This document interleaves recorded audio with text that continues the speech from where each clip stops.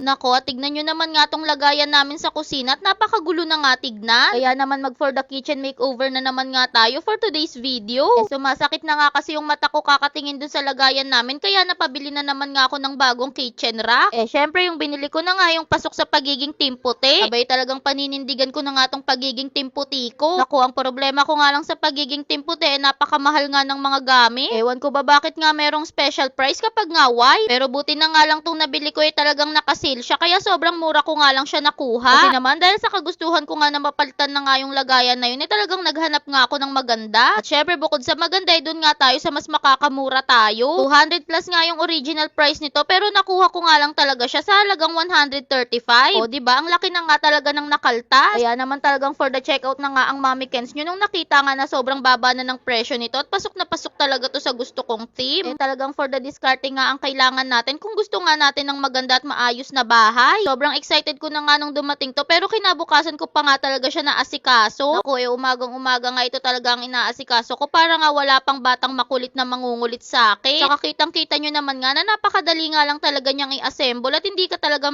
mahihirapan. Kaya nga kayang-kaya kahit ako lang talaga mag-isa ang gumawa nito. Ang kinagandahan nga din talaga dito sa rack na to ay napaka-sturdy nga niya. At saka kahit nga sa small spaces pwedeng-pwede siya. Tignan nyo naman talagang naa-adjust. Nako meron pang ihahaba yan pero hanggang dyan nga lang yung ginawa ko dahil ganyan nga lang yung size na kasya dito sa counter namin. O diba? At kita nyo naman nga na napakaganda nga talagang tignan. Tapos turnong-turno pa nga siya ngayon sa kulay ng kusina namin. Talagang natutuwa nga ako. At syempre nung na-assemble na nga natin, ilalagay na nga natin yung mga gamit na ilalagay natin dyan. Naglalagay ko nga lang pala yung mga kaldero namin dyan. O kita nyo naman nga at kasyang-kasya talaga. Inilipat ko pa nga pala sa taas yung mga kaldero dahil naalala ko nga na meron pa nga pala akong mga bote na ilalagay. Ako hindi nga talaga mukhang aesthetic tong mga kaldero namin, pati nga tong mga bote na lagayan ng mga sausawan. Pero hayaan nyo nga at soon pag-iipunan ko pa nga yan para naman makabili nga ako ng for the aesthetic na mga bote. At ayan, natapos na nga ako. Tignan nyo naman nga from napakagulo at di maitsurahan to malinis at maaliwalas na ngang tignan. O diba? At mas maayos na nga talaga yung kusina namin at napakaganda na nga rin talaga. Nako, salamat talaga sa pag-affiliate ko sa TikTok dahil nakakabili nga ako ng mga ganito. Kahit papano nga talagang nakakatulong para nga mas maging maayos yung bahay namin. Kahit simpleng pagdi-DIY lang muna sa ngayon, ang mahalaga ay may maaliwalas at maayos nga tayong kusina. Siyempre, hindi din naman kasi natin kailangan magmadali. Basta ang mahalaga ay nakakapag-ayos-ayos nga tayo sa bahay. At kita nyo nga to, yung lumang rack nga na ginagamit ko doon, inilagay ko nga dito sa baba para nga paglagyan ng iba pang mga ilalagay. Dito ko nga lang pala inilipat yung mga ibang nakakalat sa bahay para naman mas maging maayos nga tignan. Mas maganda kasi talaga kapag meron nga siyang lagayan para nga talagang mas organized. At saka para hindi rin palaging nakikita ni Tali at kinakalat niya. Kaya dito na lang muna sila ilalagay. O diba, mas maayos na nga. That's all for today. Salamat!